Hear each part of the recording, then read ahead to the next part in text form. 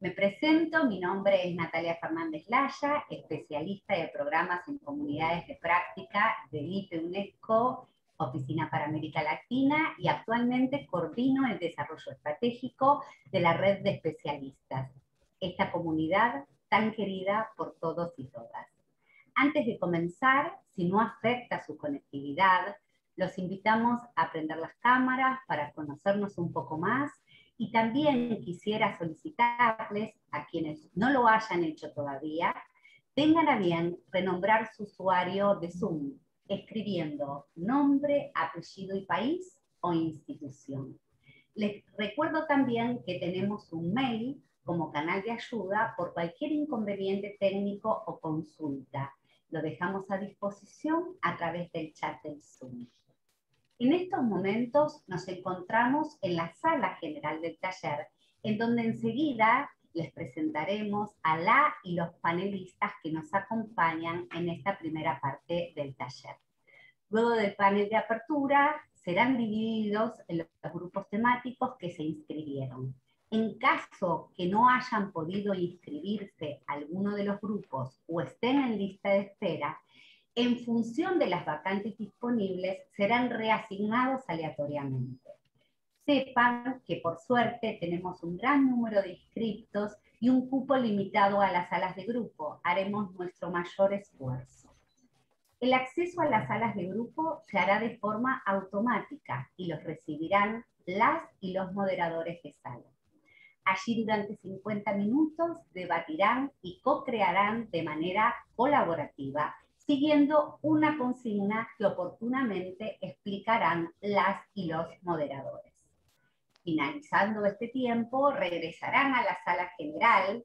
Este regreso también es automático, en donde haremos una puesta en común presentando las reflexiones que se dieron en los grupos. Si esto suena un poco complicado, no se preocupen, tanto los especialistas como los moderadores irán retomando la explicación de esta dinámica en cada paso. Quisiera presentarles entonces a los especialistas que nos acompañan. Haré una breve descripción de la trayectoria profesional para no demorar tiempo y dejamos a disposición en el link que aparecerá en el chat sus perfiles para que ustedes puedan conocer más sobre su recorrido y trayectoria profesional. Inicio esta presentación con Alejandro Vera, especialista de la Oficina Regional de Educación de UNESCO para América Latina y el Caribe, OREAL UNESCO Santiago, a cargo de la Unidad de Monitoreo y Planificación de la Educación. Cuenta con una licenciatura en Economía de la Universidad Nacional de Córdoba y es magíster en Políticas Públicas de la Universidad Torcuato Di Tella. Nos acompaña también Alejandro Moduchowicz. Alejandro es especialista líder en educación en la División de Educación del Banco Interamericano de Desarrollo, cuenta con una licenciatura en Economía de la Universidad de Buenos Aires y es posgraduado en Economía del Instituto Torcuato Di Tella. Es investigador y economista especializado en el planeamiento, la administración, el análisis de políticas públicas y la economía y financiamiento de la educación. Ruth Custode, especialista en educación en situaciones de emergencia en la Oficina Regional del UNICEF para América Latina y el Caribe, LACRO. Cuenta con una licenciatura en educación infantil, una especialización en gestión social para la Universidad Andina de Ecuador y un diploma en gestión de riesgos de desastres. Asimismo, es magíster en derechos del niño y cooperación para el desarrollo de la Universidad Autónoma de Madrid. Por último, Henry Armas, coordinador del área de cooperación técnica en la Oficina para América Latina del UNESCO, abogado por la Pontífica Universidad Católica de Perú, especializado en políticas educativas y cooperación internacional. Tiene una maestría en estudios de desarrollo por el Instituto de Estudios Sociales de los Países Bajos y un MBA por la Universidad de Cambridge en Reino Unido. Sin más preámbulos, le paso la palabra a Henry, quien será moderador del panel. Muchas gracias y bienvenidos a todos y a todas. Muchísimas gracias, Natalia. Pues bien, muchas gracias por acompañarnos durante esta tarde, a quienes se están conectando de los diversos países de América Latina. hemos preparado durante varias semanas con mucho interés y mucho entusiasmo este espacio para hablar sobre la reapertura de las escuelas en América Latina y los desafíos que nos dejó el 2020. Desde el inicio de la pandemia, como sabemos, los establecimientos educativos de todos los niveles cerraron sus puertas en buena parte del mundo, en línea con las medidas recomendadas de aislamiento y distanciamiento social. La pandemia ha traído consigo una variedad de consecuencias y costos, en especial para las poblaciones más marginadas y en situaciones de vulnerabilidad, en términos de acceso a los derechos a la educación, a la salud, a la alimentación, a la protección social, entre otros. Ciertamente los gobiernos y los organismos internacionales especializados han venido discutiendo y planificando la estrategia de reapertura de las escuelas, plasmada en diferentes documentos de recomendaciones sobre el proceso y las condiciones de esa reapertura. Mucho se ha escrito, mucho se ha debatido, sin embargo, después de un año ya del inicio de la pandemia y del cierre de las escuelas, estamos, me parece, en un momento clave para reflexionar sobre las lecciones que nos ha dejado el año pasado, aquellos meses en que nuestros sistemas educativos han sido desafiados, y qué cosas podemos aprender para los meses que siguen. Hoy día nos acompañan en este panel 3 especialistas que justamente a propósito de la publicación de un reporte vinculado a tanto a la Oficina de Santiago como al LID, trata sobre el tema de la reapertura de las escuelas, reabrir las escuelas en América Latina y el Caribe, claves, desafíos y dilemas para planificar el retorno seguro a las clases presenciales. Ese documento es un insumo importantísimo para poder desarrollar lo que queremos hacer durante el día de hoy, así es que espero que nos acompañen durante esta reflexión. Empezamos entonces con nuestro colega Alejandro Vera, de la Oficina Regional de Educación de UNESCO para América Latina y el Caribe, OREALCO UNESCO Santiago, quien nos compartirá algunas reflexiones sobre la evidencia que este 2020 nos dejó a propósito del cierre de las escuelas y que podemos aprender de esta evidencia. Adelante, Alejandro. Muchas gracias, Henry, por esta introducción y, bueno, de mi parte, saludar a todos, a todas los que nos están acompañando hoy. Realmente muy contentos de parte de la Oficina Regional de Educación de UNESCO, Boreal UNESCO Santiago, de coorganizar este evento y públicamente agradecer a Henry, a Natalia por su generosidad de abrirnos la puerta de este espacio que para nosotros es clave para justamente discutir cuestiones regionales relacionadas a la política educativa y a la planificación. La red de especialistas del IPE de política educativa es parte de nuestro público objetivo para todo el trabajo que hacemos, así que realmente muy contentos de este evento que hacemos hoy, que desde ya esperamos ser el primero de varias cooperaciones que tengamos de aquí para adelante en estas temáticas. Voy a ir directamente al tema para que siempre el tiempo nos empieza a quedar corto en este tipo de actividades, así que vamos a ir un poco a la situación. Ahí estoy compartiendo una presentación, me avisan cualquier cosa si hay algún problema con ella. Bueno, como decía Henry, esta primera presentación un poco me voy a concentrar en lo que a nivel regional, a nivel comparado, ya podemos tener cierta claridad de qué ha sucedido o cuál ha sido la tendencia que ha marcado el 2020 respecto de los efectos de la pandemia en la educación y cómo los países han ido reaccionando a esa situación, ¿no? Pero antes de ir un poco a esos datos, me parece que un tema que tenemos que tomar como hecho, que tenemos que analizar, es la evidencia que tenemos respecto de la cantidad de días que las escuelas han estado cerradas en nuestra región. Decimos escuelas cerradas, pero claramente cuando decimos eso nos estamos refiriendo a la suspensión de clases presenciales, ¿no? Entonces, cuando uno analiza el número de días que las escuelas han estado sin estas clases presenciales o en algún sistema de apertura intermedia, de apertura parcial, claramente hoy sabemos que América Latina y el Caribe ha sido quizás una de las regiones del mundo que ha tenido mayores dificultades para tener experiencias de apertura, ¿no? Como bien decía Henry, apenas empezó la pandemia, entre marzo y abril, todos los sistemas educativos del mundo tuvieron que hacer este cierre de escuela, pero al poco tiempo después empezaron experiencias de reapertura. Ahora, cuando uno mira el balance ya del 2020, observa que la región tuvo sus problemas, ¿no? Junto con alguna otra región, como es el sur y el oeste de Asia, son los dos, digamos, las dos regiones donde se evidencia una mayor cantidad de días sin clases presenciales. Así que eso es un hecho, digamos, eso es algo que conocemos, eso es algo que sabemos.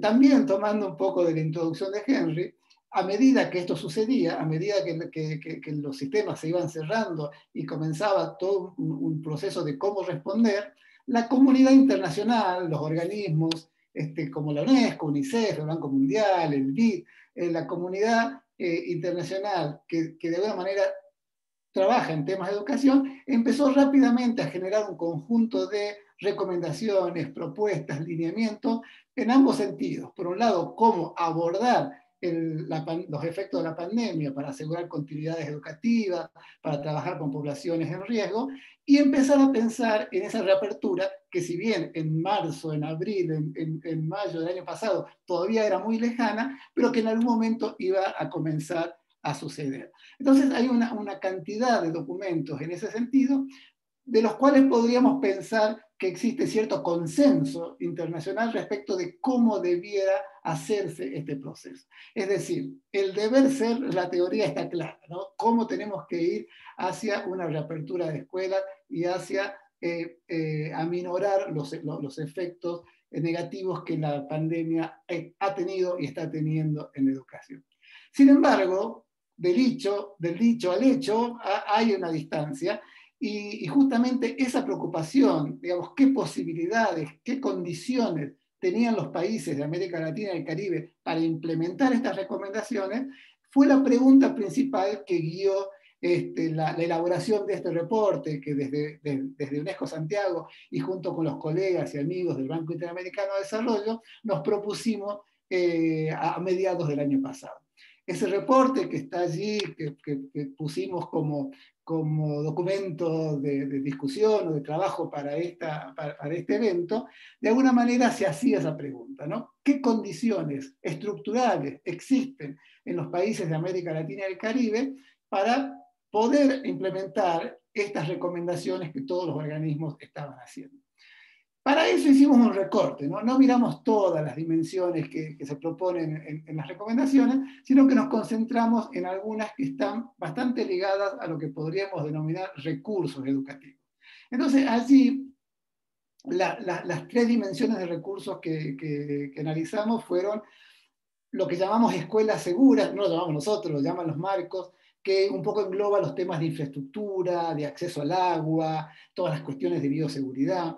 Después, por supuesto, los recursos humanos, los docentes, los directivos, y luego los recursos que tienen que ver con la educación remota, que básicamente son cuestiones de recursos informáticos y acceso a la conectividad. Entonces, esas fueron como las tres dimensiones que miramos, y un par de dimensiones transversales que tienen que ver con el planeamiento, con la gestión de la educación, que es la información y el financiamiento. Esos 5 ámbitos son los que se analizan en el reporte y de alguna manera son los 5 grupos en los cuales vamos a estar trabajando luego de esta primera parte del taller. Bueno, ¿qué encontramos allí? No voy a ir en profundidad a analizar ahora los hallazgos del reporte, ahí está para que lo revisemos, para que ustedes lo puedan mirar. Pero en general sí hay 2 características que encontramos, y acá hay un par de cuadros resúmenes que también están en la publicación. Básicamente, cualquiera de las variables que observemos, tomemos un ejemplo allí, el acceso a agua potable, lo primero que vemos en los países de la región es que esto está bastante lejos de ser universal. O sea, no es que, digamos, existían carencias en cada uno de estos recursos, incluso antes de comenzar la pandemia. Uno mira el acceso y se da cuenta que no sucede que todas las escuelas de cada uno de los países tengan asegurado este acceso a estos recursos. Y cuando mira al interior de los países, también se da cuenta de que la distribución de ese recurso es marcadamente desigual. Cualquier recorte que hagamos, en estos casos acá están planteados por zona rural urbana, por gestión de las escuelas públicas, privadas, por el nivel socioeconómico de la población, encontramos esas diferencias, esas desigualdades. Entonces, básicamente, los recursos no estaban disponibles para todos y hay una distribución bastante desigual de esos recursos al interior de los países. Y ese es el escenario en el que había que enfrentar la pandemia y llevar adelante las medidas recomendadas. Con lo cual, hay una diferencia, ¿no?, entre lo que tenemos que hacer y entre lo que podemos hacer, o lo que los países podían hacer. Y un poco eso es lo que intentamos analizar allí. Entonces, digamos, haciendo como resumen, sabemos que América Latina y el Caribe han tenido problemas para hacer reapertura de escuelas. Sabemos cuáles son las recomendaciones, que en general el consenso que existe respecto de cómo debiera ser esa reapertura, pero también conocemos estas condiciones estructurales de los países que de alguna manera hacen más o menos complejo llevar adelante estas recomendaciones.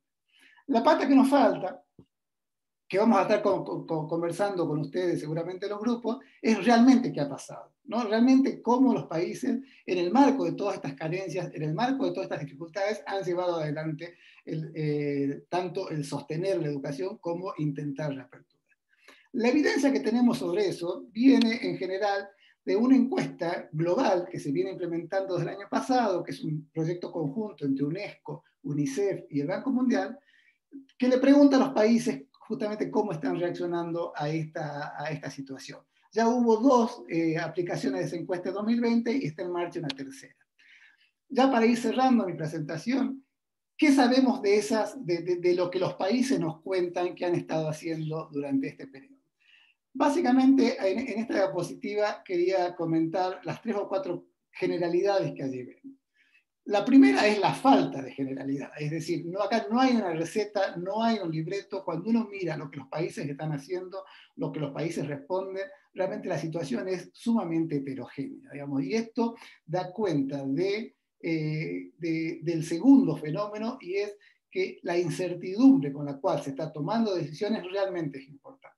Y digamos, cuando uno mira las respuestas, las típicas respuestas a una encuesta, ustedes se imaginan la famosa pregunta o la famosa alternativa no sabe, no contesta, aparece de manera marcada cada vez que se va a una pregunta. O cuando se hacen preguntas sobre el escenario futuro, ¿usted cree que cuántos recursos va a tener? La respuesta es no sé. Entonces, realmente se nota en esa respuesta un clima de incertidumbre que después termina tomando forma en una heterogeneidad de respuesta, ¿no? No hay una regularidad en general en lo que uno ve. Quizás la única variable de corte que establece ciertos escenarios ha sido el momento del año escolar en que la pandemia encontró a los países. Esa sí es una variable que de alguna manera separa aguas en la región. No es lo mismo los países que terminaban su ciclo escolar, su año escolar por agosto, por septiembre, y donde la pandemia llevaba 3-4 meses, que aquellos que tenían que completar durante el 2020 el año escolar y recién ahora están iniciando un nuevo ciclo. Eso marcó una diferencia y uno ve allí comportamientos diferentes. En general, digamos, uno nota que los países que tenían que iniciar un año escolar en el segundo semestre del año pasado, anticiparon algunas medidas que quizás otros países fueron postergando. En este caso, por ejemplo, las experiencias de apertura. Ha habido menos pérdidas de días de clases presenciales en los países con ese calendario norte que en los países con el calendario sur. Finalmente, las últimas 2 cuestiones que aparecen ahí muy marcadas, una son las restricciones financieras. Cuando uno ve diversidad de opciones, los países tienden a ir por aquellas que son un poco más baratas y las que requieren menos recursos. Un ejemplo, cuando uno pregunta sobre el apoyo a los docentes, las alternativas de capacitación, poner a disposición recursos, aparece regularmente. Cuando uno pregunta si hubo apoyo para la conectividad o apoyo para el acceso a material, a equipamiento informático, mucho menos, digamos, ¿no? Y así se va notando que justamente aquellas alternativas más caras, más onerosas, son las que menos se pudieron implementar. Y cierro aquí con la última, el último tema que nos aparece allí, y que preocupa, sobre todo mirando al 2020-2021, es que había muy poca proyección, por lo menos en las respuestas del año pasado, respecto de cómo se iba a abordar el tema de pérdidas de aprendizaje, ¿no? En el sentido de no había un diagnóstico claro, no había evaluaciones previstas para tener ese diagnóstico, y con lo cual tampoco había previsto en ese momento estrategias de recuperación de aprendizaje. O sea, este escenario que sabemos a octubre del 2020, cuando se aplicaron estas encuestas, generaba un clima total de incertidumbre respecto de esta dimensión hacia adelante, que es un tema que nos debiera preocupar de cara al 2021. Hasta acá voy a llegar, sé que quizás me pasé algún par de minutos, pero seguimos discutiendo y doy paso a mis colegas. Muchas gracias.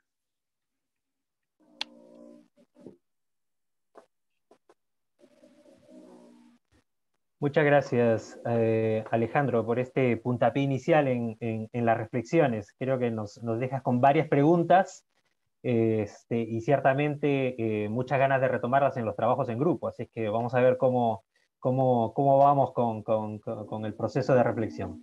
Seguimos ahora con Ruth Custode. Ruth es de la Oficina Regional de UNICEF para América Latina y el Caribe, UNICEF Lacro. A continuación nos compartirá algunas ideas sobre la situación de la reapertura en el 2021 y cómo estamos imaginando este proceso en la región de cara a los meses que siguen. Adelante, Ruth. Muchísimas gracias, Henry, y buenas tardes con todas y todos. Déjenme, por favor, compartir mi pantalla.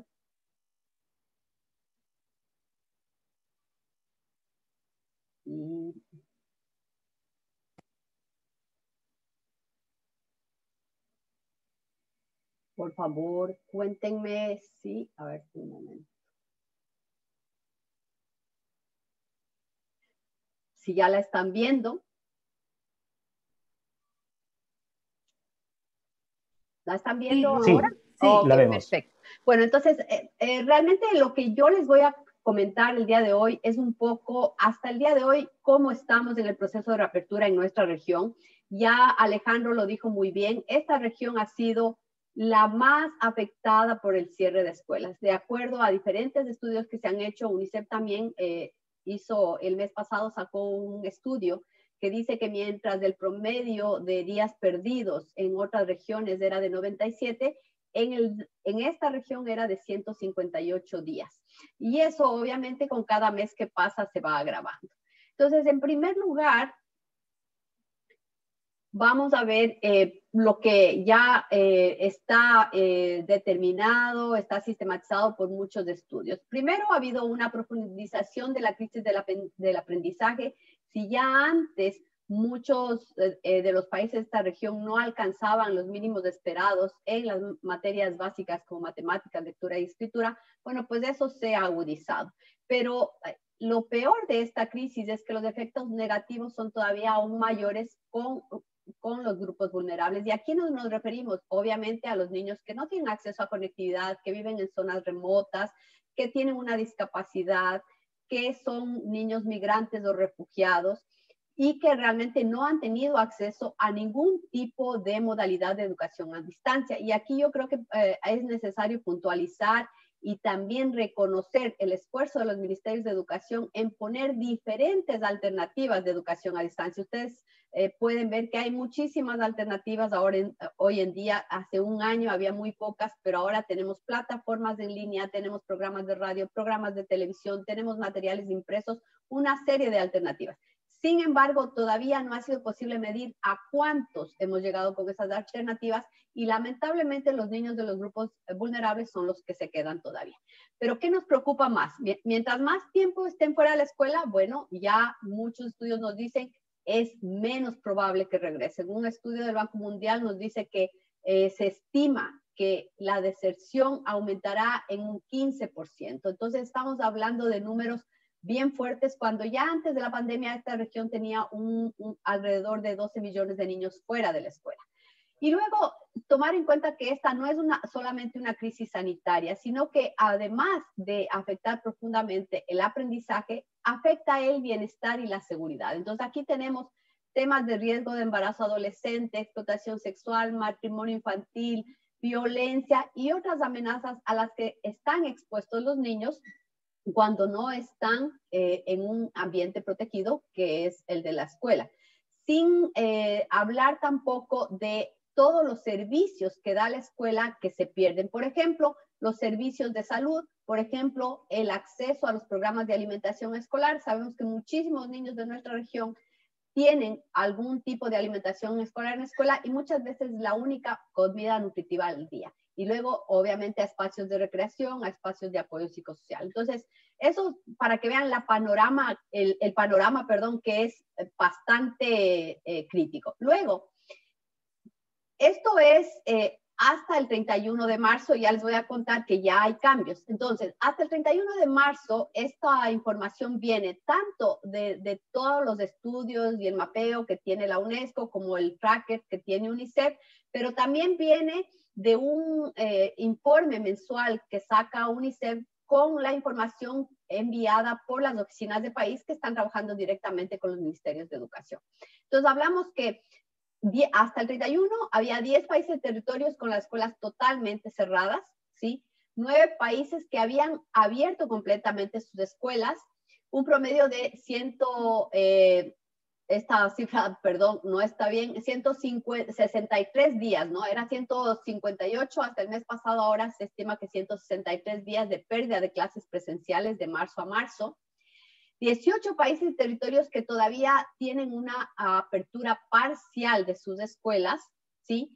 29 países que todavía tienen modelos de educación a distancia y están utilizando varias alternativas. 26 países, ministerios de educación que cuentan ya con protocolos para la reapertura segura de escuelas y un 89% de países que ha fijado ya su fecha de apertura. ¿Por qué he dejado esta cifra al final? La cifra del 72% de niños y niñas y adolescentes menores, es decir, estamos hablando de preescolar, primaria y secundaria, alrededor de 102 millones de niños que todavía no han accedido a clases presenciales. Esta suma es de todos los países que tienen las escuelas cerradas y parcialmente cerradas. ¿Por qué las dos cifras? Ustedes me dirán, ¿por qué si ya están parcialmente abiertas? Porque lamentablemente esas aperturas han sido mínimas y el número de niños beneficiados por esas aperturas realmente sigue siendo muy bajo. Entonces, en términos de cuántos niños se van beneficiando, estamos hablando que la mayoría de los países que tienen completamente abiertas sus escuelas son los países, los estados del Caribe, que tienen una población estudiantil muy pequeña. Y en los otros países también la apertura ha sido parcial. Entonces estoy hablando, por ejemplo, en algunos países, Ecuador dio la apertura para 497 escuelas del sector rural que implican niños beneficiados 16,000. Entonces ven, de 16,000 a un universo de 4 o 5 millones de estudiantes, es todavía muy poco. Todavía no hemos podido llegar a más niños. Y eso, como les decía, ha ido cambiando. En el caso de Ecuador, esa decisión se revirtió después de que empezaron a aumentar los casos. En el caso de Panamá, por ejemplo, se había puesto ya una fecha de apertura para el 12 de abril. El día de hoy acaba de salir una notificación de que no se va a abrir el 12 de abril. Y en el caso de los países con las escuelas cerradas, tenemos que anunciar también que en el caso de República Dominicana y El Salvador, el 6 de abril abrieron las escuelas. Entonces, noticias buenas y no tan buenas.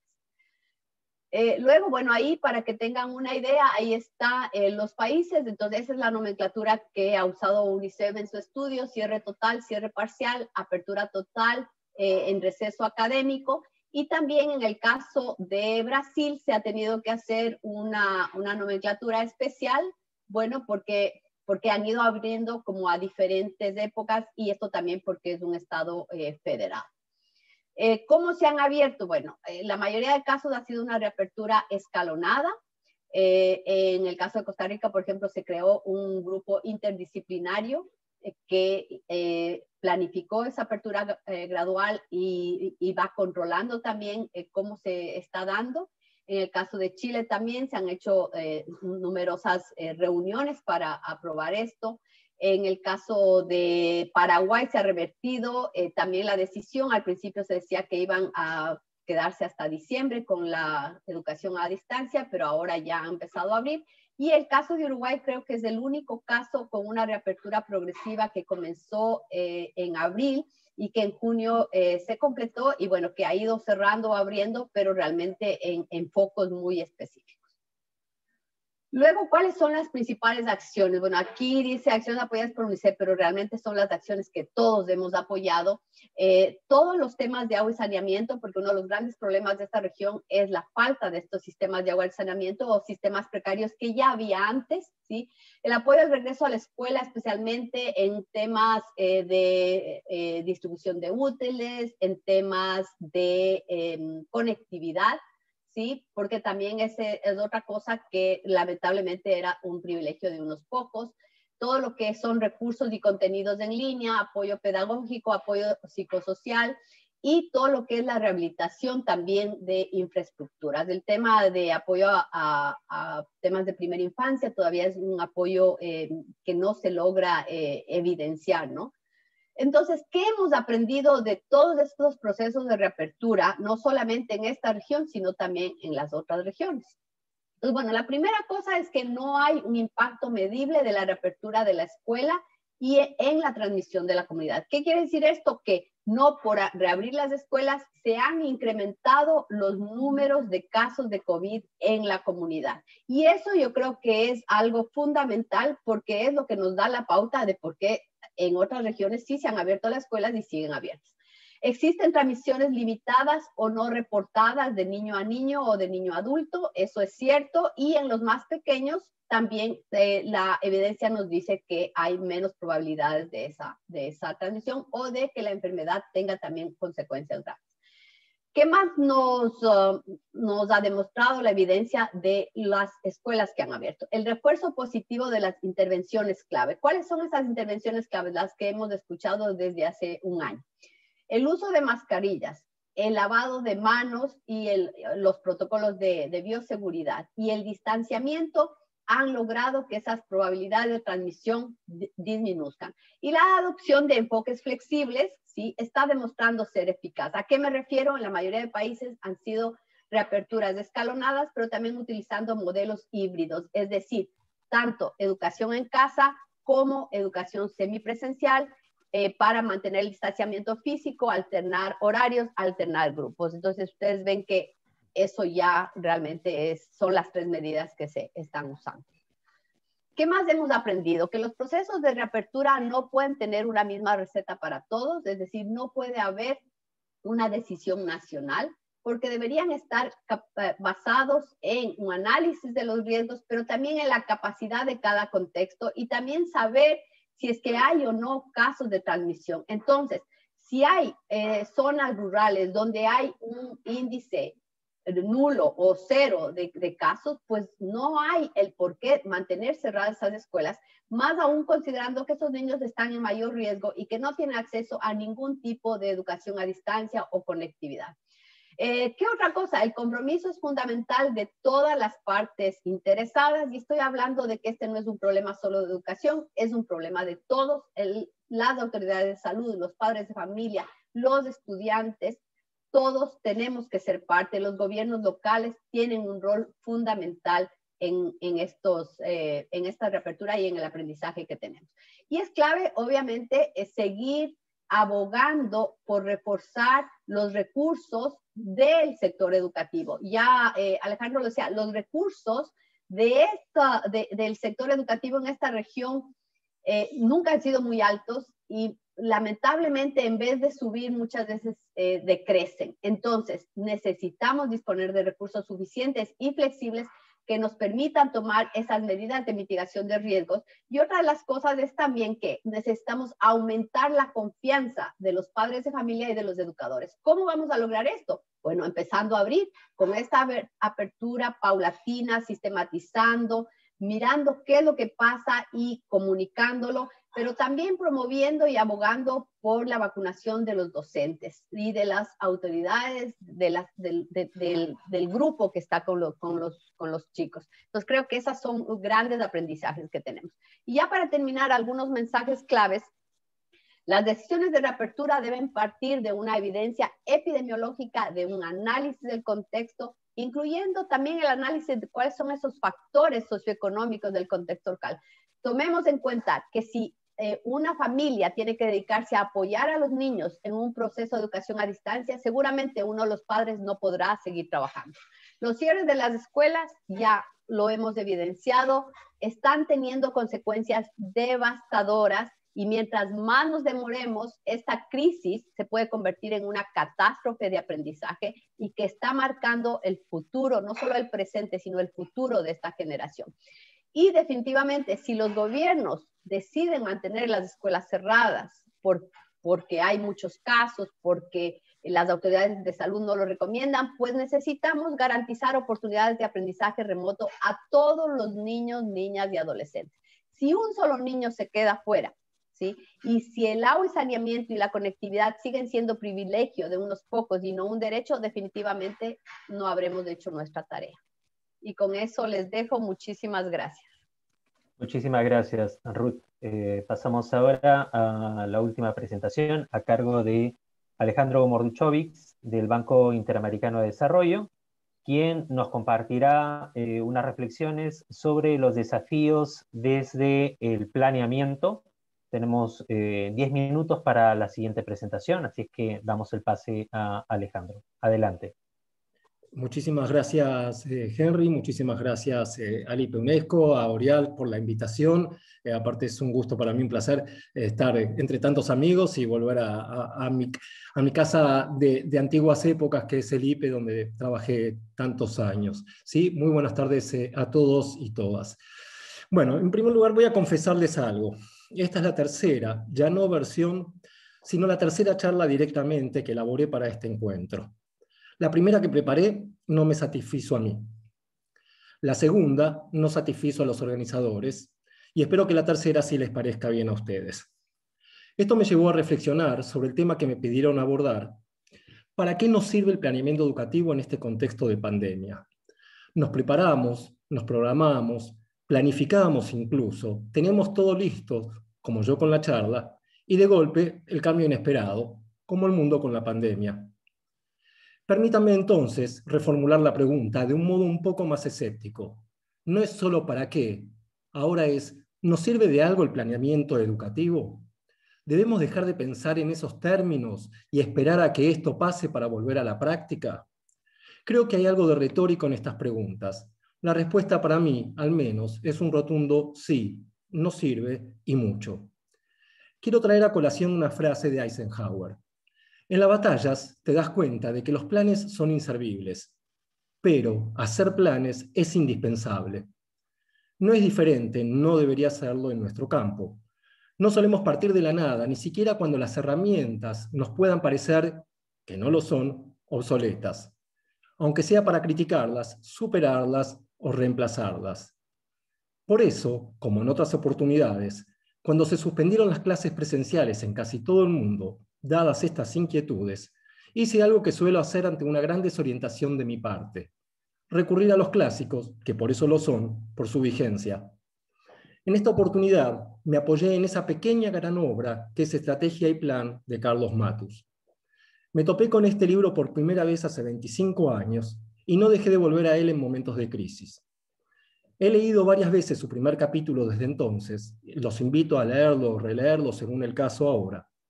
En cada lectura me encontré algo que ya estaba ahí, pero a la luz de las circunstancias, las enseñanzas eran nuevas o adquirían otro sentido. En esta oportunidad fue muy útil para mí cobrar conciencia que lo que nuestras autoridades educativas estaban haciendo en todos lados era dar respuestas a la emergencia. Que todo lo que hicieron o intentaron hacer, que no es poco, no podía calificar como políticas. Como nos enseñó ahí Matus, a las coyunturas les caben respuestas. Es a los problemas sociales a los que les caben políticas. Pero pasado el primer año deberíamos comenzar a recuperar, si no se hizo ya, nuestra capacidad de reflexión sobre el futuro, no solo sobre el presente. Si la coyuntura se convierte en estructura, no podemos eludir la tarea de empezar a trabajar para el mediano y largo plazo en función de esto nuevo. El planeamiento educativo clásico partía de algo dado. Teníamos un pasado, cierta información, y con los debidos supuestos era cuestión de sentarse hasta obtener y documentar la imagen objetivo de un futuro más o menos asible. Hoy existe ese pasado, pero el presente es tan fuerte, tan condicionante, que nos inhibe para proceder de la manera tradicional y proyectar. Sobre todo, es arduo pensar ese final, pues no sabemos siquiera cómo va a continuar. Por otro lado, en nuestro ámbito, estamos formados para analizar el pasado y criticar el presente, pero del futuro poco y nada. Es más, el planeamiento educativo, como el planeamiento en general, tuvo un momento inicial de gloria. Y luego le tocó atravesar distintas crisis. Se decretó su muerte en cada una de esas oportunidades. En un artículo ya clásico, de mediados de los 80, Stephen Cleese criticó muy agudamente el campo del planeamiento, llegando a señalar que todo el aporte que había logrado el microplaneamiento educativo a propósito de los mapas escolares era solo habernos resguardado de construir escuelas del lado equivocado del río. Un triste panorama para una práctica que en ese entonces llevaba ya 25 años. Sin embargo, acá estamos.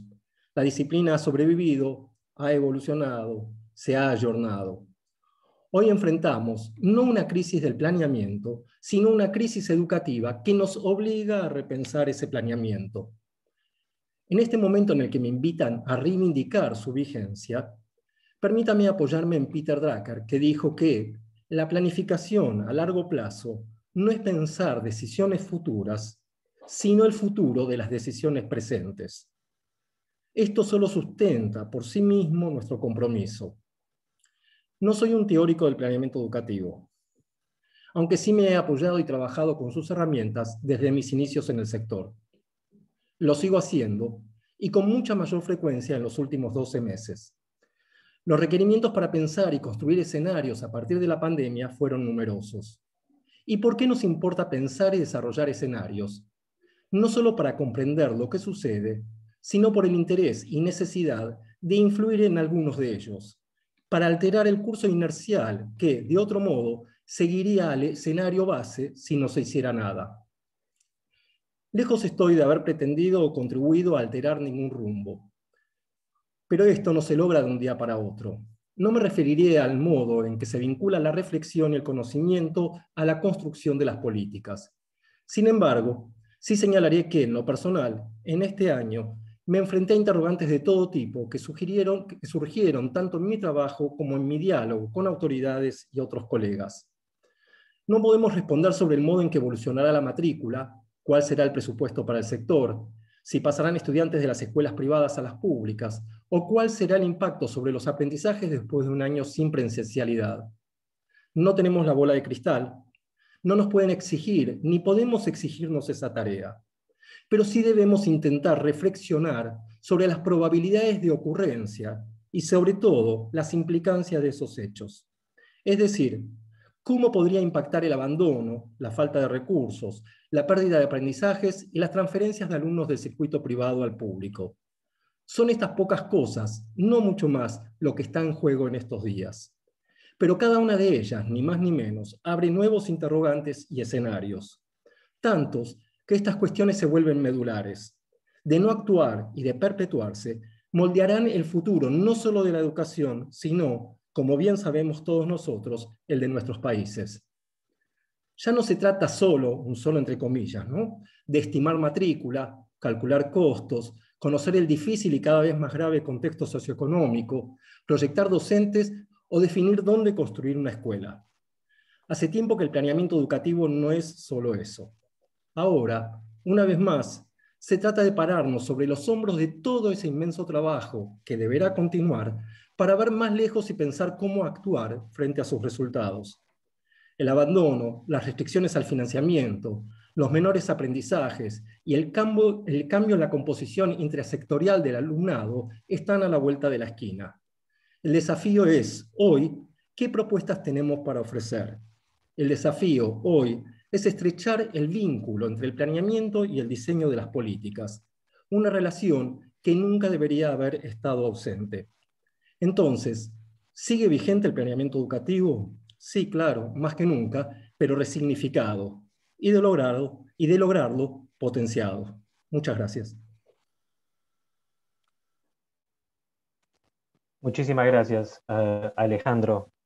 Me parece que en esta sección tenemos toda una serie de reflexiones e interrogantes vinculados al planeamiento desde la complejidad, vinculado a la profundización de las brechas y de las inequidades en nuestra región, y la fuerza de la evidencia de comprobar una vez más que nuestra región ha sido una de las más afectadas por la pandemia desde el ámbito de nuestros sistemas educativos a propósito del cierre de las escuelas. Con estas preguntas, acompañándonos y construyendo sobre ellas, quisiéramos invitarles a pasar a la segunda parte de este encuentro y acompañarnos en los grupos de taller. Quisiera dar el paso a nuestra colega Natalia Fernández, quien nos va a dar algunas indicaciones para esto. Adelante, Natalia. Muchísimas gracias y felicitaciones a los especialistas por hacer esta presentación e iluminarnos en ideas para inspirarnos en el trabajo del taller. Sepan que estamos algunos minutos demorados, pero sinceramente la riqueza de las presentaciones frontales que nos parecía interesante demorarnos esos minutitos, así que no queremos reducir el trabajo en los grupos porque también nos parece fundamental. Haremos una demora sobre el final, esperamos que nos puedan acompañar hasta el final del evento. Damos paso entonces, en forma automática va a ser este paso a las salas de grupo, en donde los van a recibir las y los moderadores de las salas. Sepan que si bien este paso es automático, por ahí se puede demorar algunos segunditos, vamos a estar atentos a cada una de estas situaciones. Me gustaría presentar los moderadores y moderadoras que van a estar en esta sala. El grupo 1, que es Escuelas Seguras, va a estar liderado la moderación por Mary Wynn Delaney y Sonia Castillo. El grupo 2, Recursos Humanos, Directores y Docentes, por Catalina Opaso Bunster y Vanina Trentín. El grupo 3, Educación Remota, Acceso a TIC y Conectividad, por Cecilia Berlanga y Ángeles Oletic. El grupo 4, Sistemas de Información Educativa, Martín Caso y Fernando Ubal. Y el grupo 5, Financiamiento Educativo, liderado por Alejandro Vera y Juan Rigal. En estos momentos nos vamos a dirigir a esas salas de grupo. Ya les digo, si no están asignados a un grupo, van a pasar a una sala de espera donde yo los voy a acompañar mientras se asignan aleatoriamente si no han llegado a inscribirse a un grupo temático que ustedes en la inscripción anterior. Así que volvemos en 50 minutos a esta sala general. Es así como a las 17:45, más o menos 17:50, nos volvemos a integrar a esta sala general. Sepan que en ese regreso vamos a hacer conclusiones finales y también vamos a dar algunas novedades en cuanto a cómo seguir con esta tarea y también sobre algunas cuestiones de cómo se entregan certificaciones de participación, así que los esperamos de regreso en esta sala. Cuando el equipo técnico me dé el ok, empezamos la redistribución en los grupos. Excelente trabajo y nos volvemos a ver en 50 minutos. Un placer.